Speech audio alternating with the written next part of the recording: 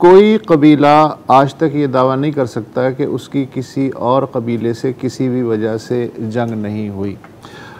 लेकिन सिंध में बिलखुसूस शुमाली सिंध का जो इलाका है, एक ट्रायंगल बनती है जगोबाद, शिकारपुर, सखर, घोटकी की, और उसमें बहुत से छोटे बड़े कबाइल मौजूद हैं।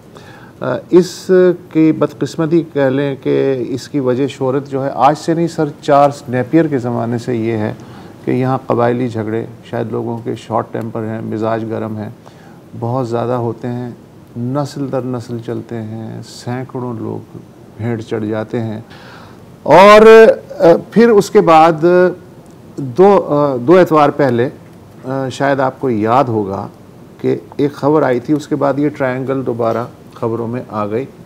वो थी IBA सखर के एक उस्ताद थे डॉक्टर अजमल सावंत, उनकी मौत।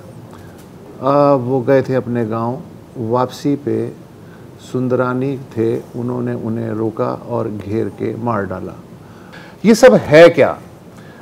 होता ये है कि जब इस तरह का कोई वाक़या होता है, अचानक से समाज में एक उथल पुथल होती है, और उसके बाद जैसे मुर्गियों के दड़बे में कसाई का हाथ जब जाता है तो थोड़ी सी हरकत होती है मुर्गियों में, और जब वो एक मुर्गी को निकाल लेता है तो बाकी मुर्गियां ये समझती हैं कि अब हमारी बारी नहीं आएगी, और शाम तक पिंजरा खाली हो जाता है। कुछ इस तरह की सूरत होती है। तो इस गुत्थी को कैसे सुलझाएं? सिर्फ मुजम्मत से तो काम नहीं चलता। तो हमें एक खातून नज़र आई डॉक्टर अजमल सावंत के कत्ल के बाद कराची प्रेस क्लब के बाहर जो रैली थी उसमें, और वो खासी एक्टिव थी। फिर पूछा गया ये कौन है, तो पता चला कि ये सरदार की बेटी हैं और सरदारी निज़ाम और इस तरह की रिवायत के ख़िलाफ़ मुजाहरे में शरीक है। ये कैसे हो सकता है? तो ट्रेस करके बहरहाल हम उन तक पहुँच गए। और थैंक यू सो मच कि आप हमारे साथ मौजूद हैं। ये जो हम शहरों में बैठ के एक स्टीरियोटाइप बना लेते हैं कि जी कबायली निज़ाम तो कभी सुधर नहीं सकता, पसमानदा हैं, पता नहीं किस सदी में रहते हैं, औरतों की तालीम के ख़िलाफ़ हैं, पथारेदार हैं, ख़वातीन को दबा के रखते हैं, गैरत के जाली तस्वुरात हैं, ये सब चलता रहता है। फिर जब इस तरह का अजमल सावंत जैसा कत्ल होता है तो अचानक से जो एक मिडिल क्लास का दानिश्वर है वो कहता है यार ये निज़ाम जो है बहुत ख़राब है, इसको ख़त्म हो जाना चाहिए, और एक हफ़्ते बाद वो शोर ही ख़त्म हो जाता है, निज़ाम अपनी जगह चलता रहता है।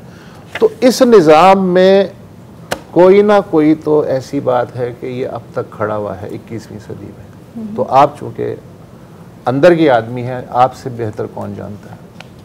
देखें, इसमें तो कोई दो राय नहीं है कि जब कोई निज़ाम फेयर नहीं हो, या कोई ऐसा निज़ाम जिसमें एक ऑपरेसिंग पार्टी है, एक ऑपरेस्ड पार्टी है, उसको आप जस्टिफाई तो नहीं कर सकते, किसी भी सूरत में नहीं कर सकते।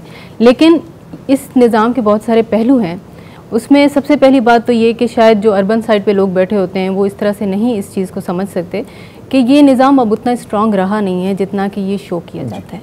बहुत वीक हो गया है, ये एक ऐसा गुब्बारा है जिसमें से हवा बहुत हद तक निकल चुकी है।